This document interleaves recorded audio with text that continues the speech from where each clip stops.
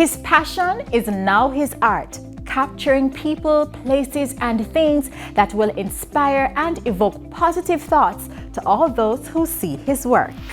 Phang is known or been around for quite some time in quite a few industries. I'm known in the broadcast and film industry. I'm known in the classic car industry, and I'm known as an artist and a photographer. I came back to Jamaica in 1980, and I came back here to work in a business, start a studio, and I worked at that for almost 10 years. And that was creating radio and TV commercials and documentaries and all of that. I moved slightly away from that so that I could pursue a lot more of the film side. Foreigners coming into the country and wanting to do commercials and working on movies and that sort of thing. The art side started more recently, in the sense that a lot of the work that I was doing, I would see or work in a location or work with people or things, and what would happen, you'd go back there 6 months or a year or 2 years after, and then what was happening is they'd disappear, they'd mash up the house, would deteriorate, or people would die or something like that. And I decided that I liked the idea of finding a way of recording it. And one of the 3 art forms, as I know it, was drawing, painting, and black and white photography. I absolutely love black and white photography. It says so much, it records so much. People stop to look at it far more and try to decipher the stories over a color picture. And especially because of these cell phones and everything, people take color pictures per se. Every day, and the internet is full of them. But black and white kind of stops people in their tracks to kind of figure out what is the story that's behind this, and there are all sorts of nuances and things that people gravitate towards it. And I kind of have found a way in my own style to get this gritty Jamaican feel to it, that I could do something that could last forever. I don't have any schooling in drawing and painting. My schooling is in the film side and photography and so forth. But what was happening, people who sell my stuff, decorators and so forth, they were asking me, okay, not everybody gets black and white, or the room doesn't call for that. Can you do something different? And I thought about it and I said, absolutely. So drawing was one of them. Painting, I started at first to create a completely different way because I didn't know how to paint. I'm good with colors and the balance and the feel and so forth, so I can look at something and decide it works or it doesn't work. And we decided with a young student that we'd sit down and look at models and actually paint acrylic on the models. So she started painting on them, and I was, no, let's add this or change this. And then I started picking up the brush and adding and so forth. And it was completed, 2 hours for each model. And I was really, really happy with how it looked. And I photographed for about 9 hours after that, getting all the different poses and the feels and doing the touch-ups, constantly. And I did that 3 years ago, I think 3 years. And I followed up. That series still continues to do well. I followed up with another one where I had no help at all. I just did everything. And then I went from that now into this year, where I'm actually taking a blank canvas and painting direct to it. And like I said, no training, all self-taught. But that's good because what it does, it brings a freshness to it, has a different look. My inspiration comes from any and everything. I'd be in a room and I'd see somebody, and I'm sure it's especially women, and I'd look on and I'd say, in my mind, I could do something with that woman.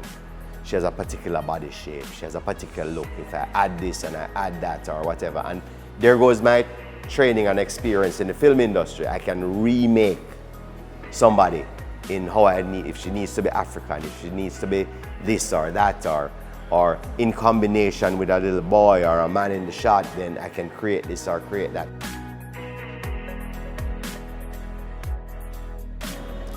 The more art we do, is the better our civilization is going to be, because everything starts from a creative point of view. If you can get people to come and look at it, it puts them in another space. It relaxes the mind, it opens their own creative, and one creative going to the next, going to the next, going to the next is what moves and helps to move that flow, that energy around, that moves civilization or gets people thinking about the greater good and what form needs to be taken to move humanity in a particular direction. Our issue with art in Jamaica is that artists don't have places to show their work. There's a hashtag and a movement going on now, Kingston Creative, which is trying to turn all these empty spaces and empty walls downtown into an art space. I think it's a great tourist attraction, or it will be, especially downtown here. Young artists need places to expose their art, and we need people to actually look at it and consider buying it, because it is in buying and allowing them these spaces that it allows the artist to grow. Art is somewhere when you put money, majority of the time it's going to increase in value. And it has. And Jamaica has a tremendous amount of artists out there whose work is selling like anywhere else in the world. The future is very, very exciting. But I have plans to do my own gallery within the next 24 months, and it's gonna be something that people they're gonna absolutely love it. It will give me more time to create more. It's gonna have all the souvenirs, everything from postcards and keychains and t-shirts and huge, hopefully, 6, 8, 10-foot pieces on the wall. I'm gonna have guest artists there every week. I'm gonna have a rooftop that I can promote other artists and so forth, other art shows. It's gonna include, all the decadent things that you can do and that you'd want to consume, wines and chocolates. And I'm gonna have partnerships with people that you come in to look at art, you can also enjoy that. Where we are now, this is inside of Swiss Stores downtown on Harbour Street. It's home to a couple of variations of business. Swiss Stores has their jewelry and their watches and everything in here, but there's also F&B, which it's a restaurant here. So there's quite a few people from downtown that come in here for coming at the same time to get many different services. Food and the food is really good here. So there's a lot of my work here. You can find me here. My main office is on Worthington Avenue, and I have a portfolio there with 200 plus images that you can see, or I can come to you if you want.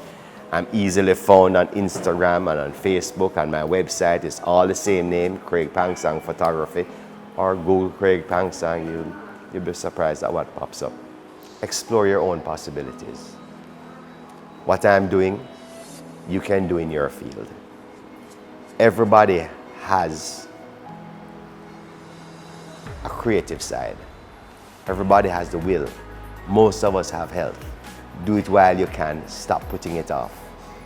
Just keep exploring. It doesn't matter what part of your life, just keep exploring, because we only pass here once. On that note, that's all on the Development Report. Follow us on Instagram, Facebook, and Twitter, and join the conversation. Until next time, I'm Camille. Go and be great.